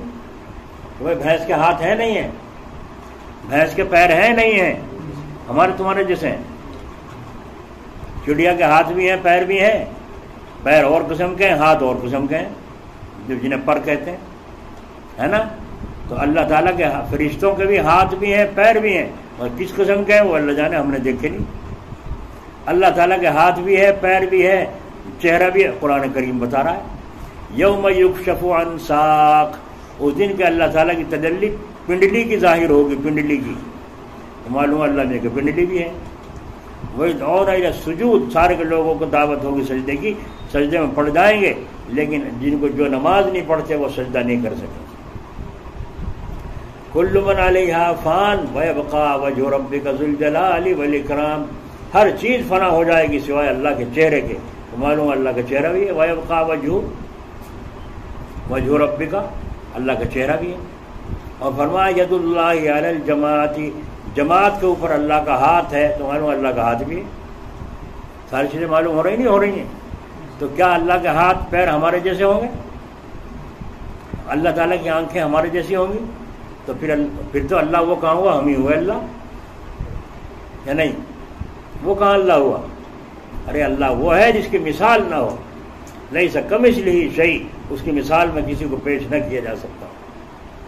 اللہ تعالیٰ کی ذات اقدس کیا ٹھکانہ، کہاں زمین، 7 زمینیں ہیں، 7ویں زمین کے نیچے اگر کوئی ذرا سا مچھر ہے کالا سا اور کالے پتھر میں پڑا ہے، اللہ کو اس کی بھوک کی بھی خبر ہے، اس کی مرضی کی بھی خبر ہے، اور اسے دیکھ بھی رہا ہے۔ یہ ہے اللہ کی شان۔ تم تو جیسے ہو، تم تو بجلی بھاگ جائے، ہاں بھائی، ارے کہاں بھائی کریے تو بجلی بھاگ اندھے ہو گئے، تم تو ایسی ہو۔ اللہ تو ایسا نہیں دیکھتا، وہ بھی ہے دیکھتے، تم بھی ہو۔ فرق ہو گیا نہیں دیکھنے۔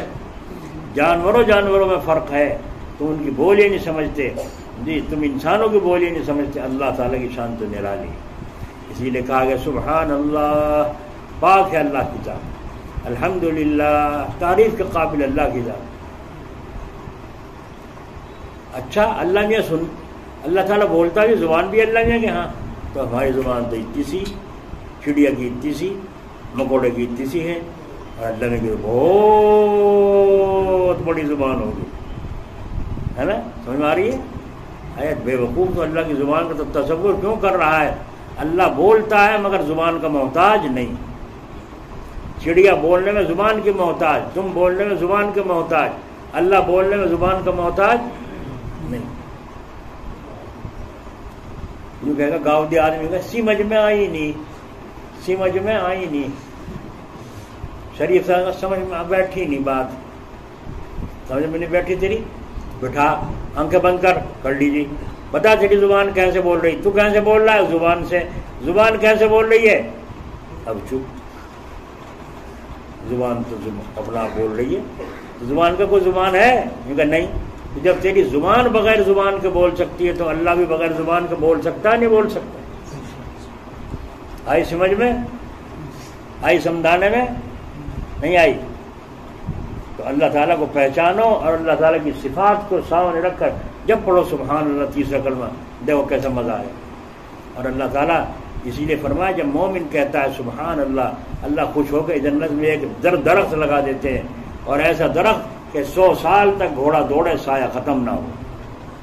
ایک دم سبحان اللہ پڑھنے پر اتنا اجر اللہ عطا فرماتے ہیں۔